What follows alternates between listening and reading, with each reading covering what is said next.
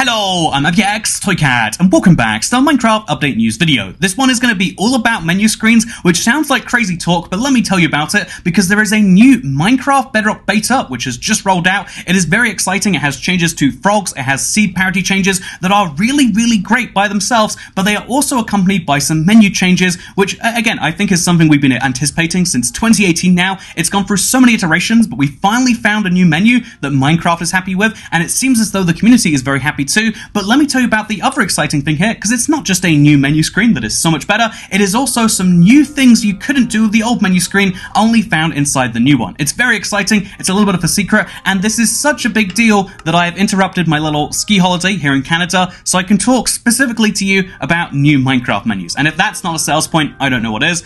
Like this video if you do like it, but let's jump straight into it. Here is the Minecraft Create New World option as it exists right now. In case you are a Java player or you're a Bedrock player who's so traumatized by using this terrible mess, this is what it looks like right now. As you can see, it is very complex. I mean, we start off with like world name, game mode, difficulty, and then world preferences, and it's like, okay, that's great. Then there's player permission, there's world type, there's seed, simulation distance, and then it just keeps on going. There's so many settings found on this one page, some settings behind other settings, no settings explained, that just get really confusing, and it might make sense to someone if it was all in one tab. But no, there is actually 4 separate tabs you have to go through to create a new world, and most people probably don't understand most of it, which is why the new UI, which you can switch to just by going to this Go to New Design Without Saving button, is so much better in my opinion, because what it does is it simplifies things down significantly. As you can see, now what it does is it has a simplified tab right here that just says general, and it has all of the things that a basic player needs,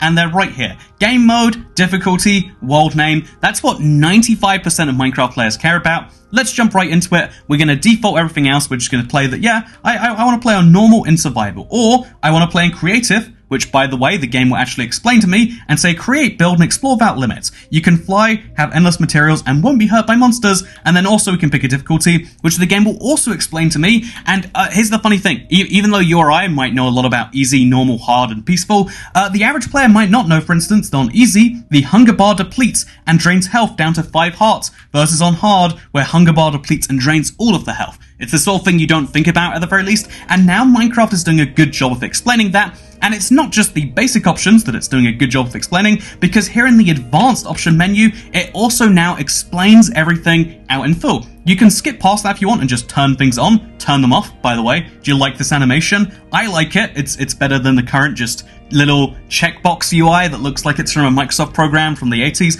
Instead, we've got these, they're Minecrafty little buttons you can turn on or off. And yeah, that is really cool in my opinion by itself. But also really cool is the fact that all of these different options, which you or I probably do understand, but not everyone does, are now actually explained, including simulation distance. I feel like simulation distance is one of those things that you have to understand if you get into technical Minecraft, and you have to understand if you're playing Minecraft and you care about your performance, but most people just think like, what are we simulating? I don't really understand what's going on there, and so I feel like this explanation is really good, because not only does it explain that like simulation distance is where the game loads and applies changes, but it also explains the radius that 8 chunks or 4 chunks means. 4 chunks means a 64 by 64 area around the player, 6 chunks means 96 by 96 blocks, and 8 chunks means 128 by 128. That is a really good change in my opinion, and I just feel like for all of these, people are going to have more knowledge. More knowledge is more power, and that is a big good thing in my opinion. So yeah, I feel like this is really wonderful by itself,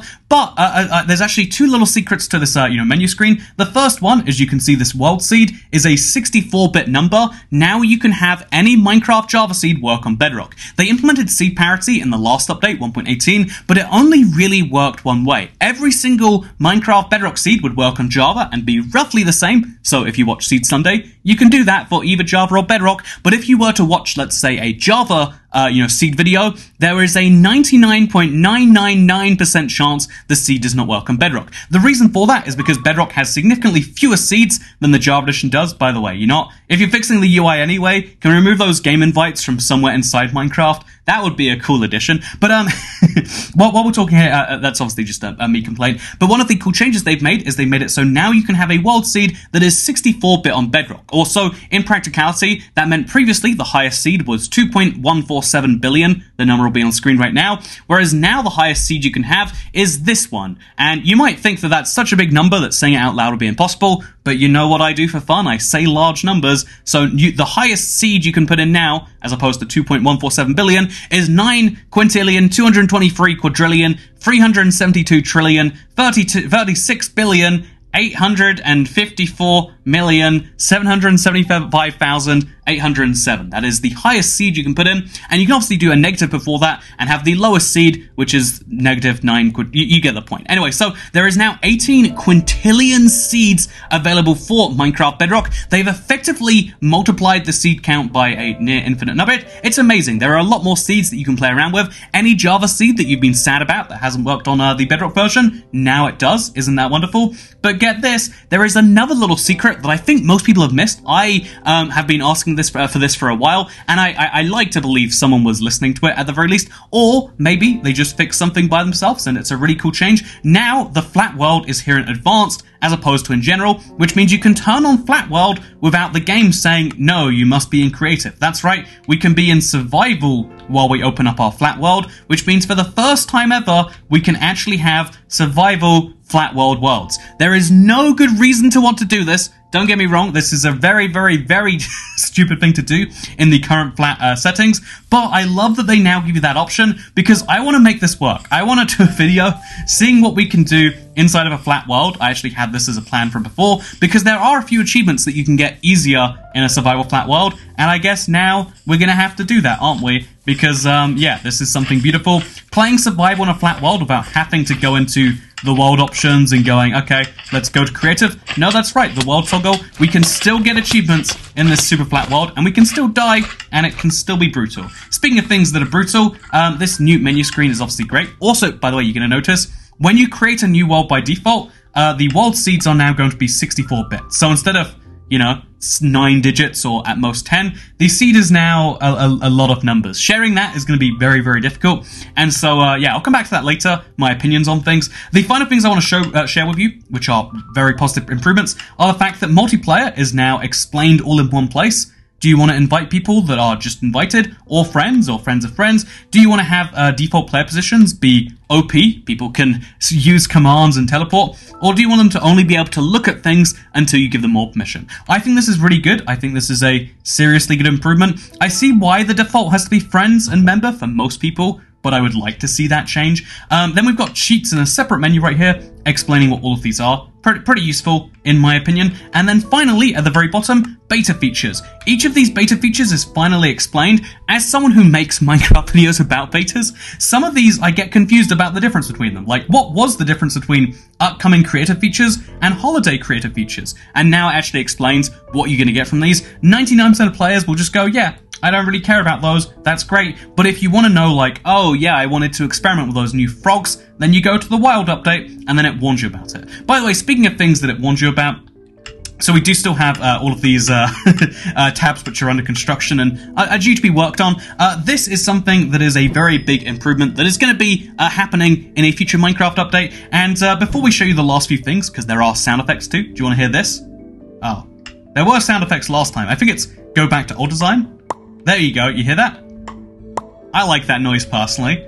It's, I feel like it's a little bit bubbly, a little bit like Kids Glovesy, but I like it more than the current, like, hard clicks. Maybe I'm wrong. Let me know what your thoughts are on all of those things. But now, it's time to go into my thoughts. What do I think about these new menu screens? Because although we could talk about the parity of Java thing, that's an objective improvement. There's no opinions to be had on that. Yeah, improving frogs, probably a good thing. Yeah, I think that having 64-bit seeds is great, but I do have two thoughts about this that I think are particularly important. First of all, having 64-bit seeds is a huge improvement as an option, but I think your default world seed should not be picking from that 64-bit list, but instead from a 32-bit list like we currently do in Bedrock. As in, what I mean to say by that is you can type in any seed you want. You can type in, here I am And that's great. Sure, you can do that if you really want to.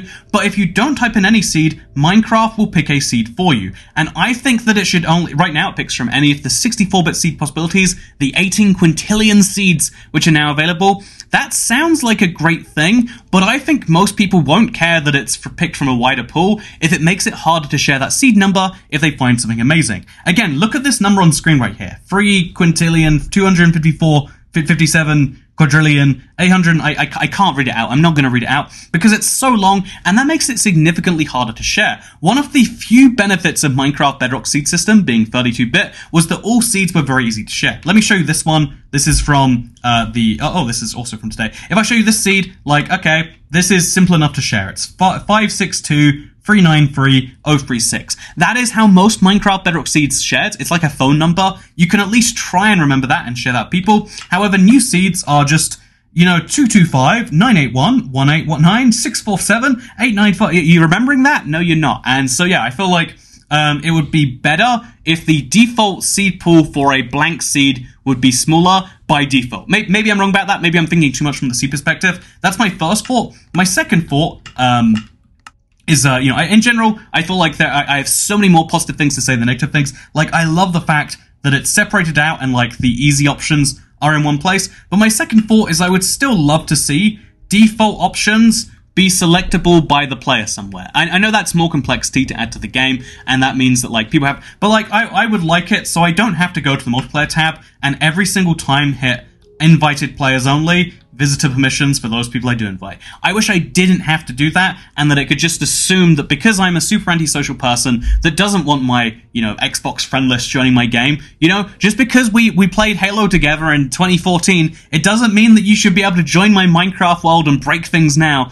I don't understand why that's an assumption that Minecraft is making about me. And so, yeah, I would love to see just like, yeah, can we have these things be... can we have like a save preference for certain things in multiplayer, or even certain things in advanced? Right now, your starting map being on or off depends on if you're playing console or not. I'm playing a phone with a controller. I would argue that's kind of like playing an Xbox. It's actually an Xbox branded controller. Everything's Xbox on it. So can I have a starting map be on by default? Or some console players might say, oh, I want to speedrun, and starting maps are banned in speedrunning.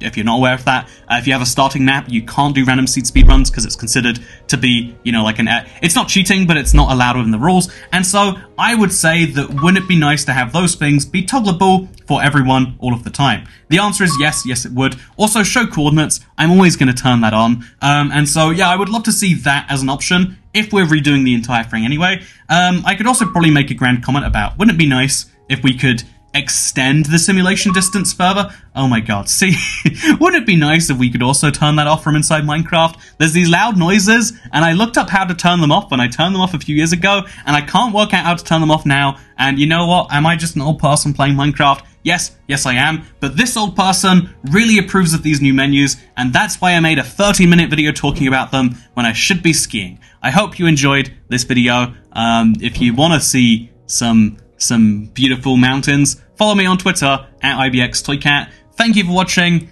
Do we really talk about menu screens for 13 minutes? Should we talk for 13 minutes more? So let me tell you my thoughts on this little cheats menu. I don't like that the cheats menu is an enchanting table because that implies that enchanting is cheating. The multiplayer, it just has Alex and Steve right there. But you know what? Is that multiplayer or is that co-op player?